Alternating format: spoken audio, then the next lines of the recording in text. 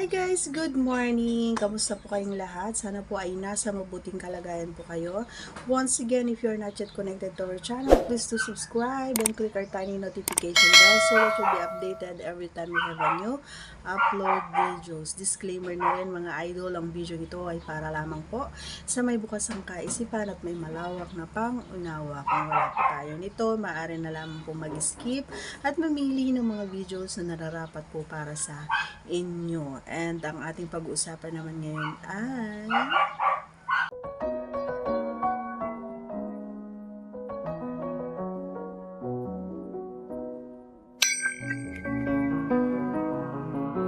ay isang katanungan na naman mula sa ating idol. Sabi niya, ayan, pasensya na po sa ating background mga idol, ano?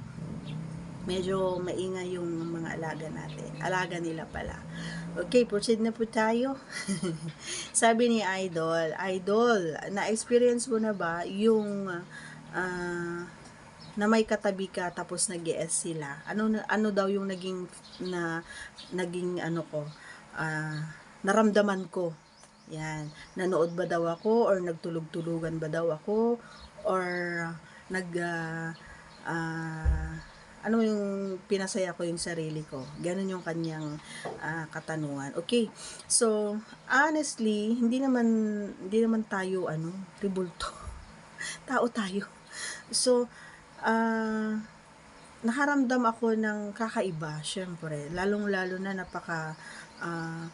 kitang-kita mo kasi yung anino nila, as in, lalong-lalo na kapag yung boy is siya yung nasa taas. Grabe, alam mo yung kitang-kita mo yung anino nila na gumaganon-ganon talaga yun. Masasabi kong magaling and super galing niya and I know na super happy yung kanyang partner, yung friend natin. And hindi ko ba alam kung ano naisip nila, bakit sa tabi ko pa, di ba? Porque single tayo noon. Single pa tayo noon. And alam mo ba yung feeling na parang gusto kong maki-join, gano'n. Parang gusto kong maki-join pero ay hindi maganda. Pero iniisip ko, okay lang kaya sa kanila? Ano kayong masasabi sa akin, di ba? Nandun naglalaro sa isipan natin yan noon. And yes, na-experience ko yon.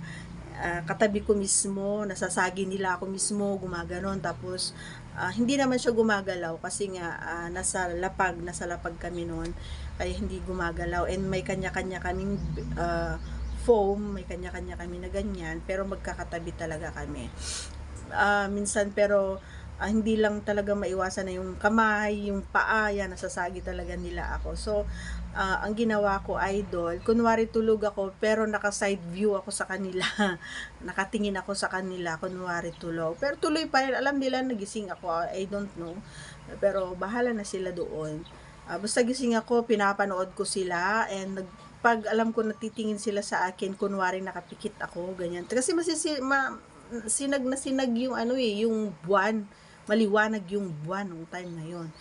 And syempre maririnig mo naman yung lalong-lalo na kapag tinotodo ng lalaki, maririnig mo talaga yung boses ng babae na mga ganun siya. So naririnig ko.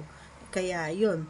And nung time na yon na nanonood ako, nakahawak syempre ako doon kasi hindi ko mapigilan yung sarili ko, nakahawak ako kay Pechay, and then ayun, wala na akong choice kundi sumasabay na lang din ako. And yun, sa pagsabay ko sa kanila, natapos ako, mukhang naunahan ko pa nga sila mga idol kasi magaling talaga, wala akong masabi. And kung sa romansa, magaling yung lalaki. Okay? So, yun lang. Yun lang yung experience ko. Yan, ikwento ko lang dahil natanong mo nga.